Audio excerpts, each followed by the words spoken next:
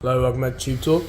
Welcome back to you too, Doug, and we're now post-sales and little holidays. Yeah. We're back into the regular routine, but people can expect to see my beautiful face and your gorgeous tones, lovely voice every week from now on.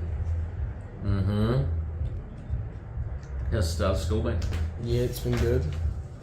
Good. Is Mr. McKinley back? I'm pretty sure, yeah. Right, well, we've got to get his tips on. People miss his tips, they're better than mine. Yeah, it's not hard to be better than yours, though, is it? No, not really. Alright. What's been happening? All the sales have been happening. They have. Sales been happening. Yeah. Is there any horse you want to talk about in particular? Sales are good. Yeah, sales are good. We bought the best line of horse we've ever bought. One filly I talk briefly about is by Savabeel, horse for enormous success with Has a Halo Group 1 winner at Tissue. Great success. Out of a Pinsmere Silk Pins, was second in the Crack a Million. Group 1 place as a 2-year-old. Fantastic pedigree. Lisa Ladd will train. She's exactly the right type of Savabeel to buy. She looks like all the good fillies. Same cross as Probabeel. Not expensive at all. 17,450 plus just for a 10% share, half of that for a 5% share. She gets any black type at all, she's worth a fortune. It's a great opportunity. Rare to buy a filly this nice for this price. So jump in, people. Email me. She's an investment. She's a great price. Lovely filly.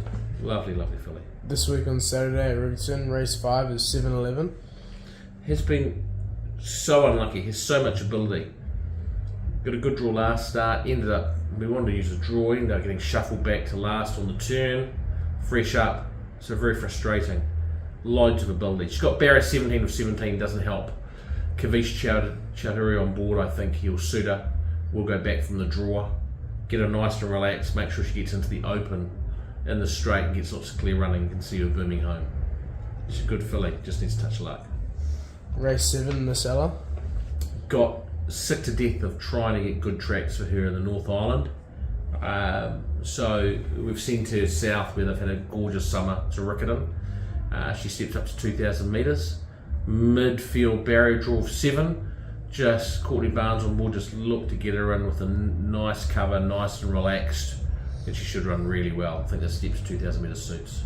Race 10, Divine Sava. Same thing, looking for good tracks. She, last start, over 2 starts ago, she got a duck against her name, but she could have won. She just couldn't get out. Last start, I actually think she didn't quite stay the distance, so we're dropping her back to a mile on a good track. Bad barrier draw though, barrier 20. It's going to be very, very tough, but it's the start of a program we've got for her down there, culminating in the stakes race. So she'll just get back from the draw, get nice and relaxed. Should see her running home really well, and look out for incoming weeks. At Durban, race 4 is Wairiri Force. Yeah, he started off 2 really good runs. He was just a bit flat last week. So backing him up, awkward barrier draw again, barrier 8. He's had some couple of bad barrier draws he's got back in the field. That doesn't help. But it is a drop in class and he goes up in weight. At his best, he would win this race. Last couple of runs haven't quite, well, no, the last run wasn't quite his best. If he goes poor on Saturday, I think we'll freshen him up, give him a little freshen up, and then go again. But he can certainly be very, very competitive here. Just needs a lot of speed on. At Newcastle, race 5 is More Saintly. Last start winner, really promising 3-year-old coming through the grades, staying horse. Always hard when you step up from maiden to a class 1, but the step up in distance, 1,850 metres, certainly suits him. He was really strong late last start over a mile. Awkward barrier draw, he'll probably get back in the running. Just got to get into a nice rhythm with Mitchell Bell in the saddle, and as long as he gets clear running, he'll be running home really strongly. On Sunday at Nara, race 7, we have Bring the Boom. Yeah, really nice staying 3-year-old. Both More Saintly and Bring the Boom both nominated for the AJC Derby. He's fresh up. Very good in his first campaign. He ended up in a listed race at Flemington. The mile he's a real staying horse by Tarzino. So the mile's probably a touch short and he is fresh up, so lots of improvement. Just looking to get him started. Nice run, hit the line well. Probably not a winning chance first up, but he will be when he steps up on ground. He gets a bit of fitness under his belt. And then at Sunshine Coast, race 6, we have Slay Queen. Yeah, probably won't run.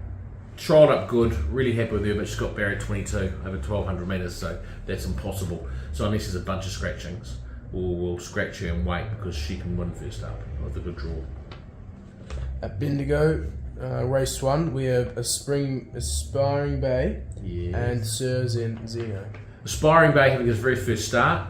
By preferment, he's a real staying horse, so we're not going to see the best of him until he gets to 2,000 metres and further. So the mile, he's got barrier 8, just let him blend in, get him to a good rhythm and see him doing his best work late.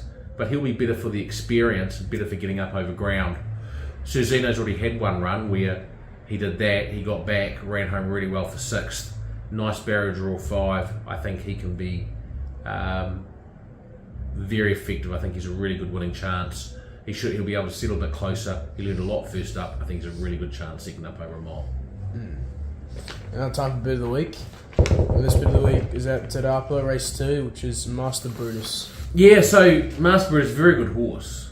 It's a special conditions maiden. He won his maiden a couple of starts ago, and last start in a Group 3, he split 2 Group 1 winners, Maven, Bell and Pear. So, and he's only a nose off winning. So he's dropping back to a special conditions maiden. Has an awkward barrier draw of 11, but he's got class on his filly, and even at 220 I thought that was great money. I thought he should be sort of $1.70, so I think he's a great bet. So here's our bet of the week. Thanks to TubeTalk. It does, thank you Douglas, and we shall see you next week, bright-eyed and bushy-tailed. Bring the Boom still on the bridle. He might use the cutaway here, Geimer, on this favourite. To the outside was Lyonnais Lunch. Into the straight, Bring the Boom into the clear. A length off Paynite, which is the leader. Paynite into the straight. Past the 275, has a kick. Bring the Boom showing the persuader now. Then Dan's at an encyclopedia. Paynite 100 to go. Bring the Boom's the only danger. He's a length away, trying to wear down Paynite. He's coming now, the fave. Bring the Boom being lifted by the Geimatron. Goes home over the top to win.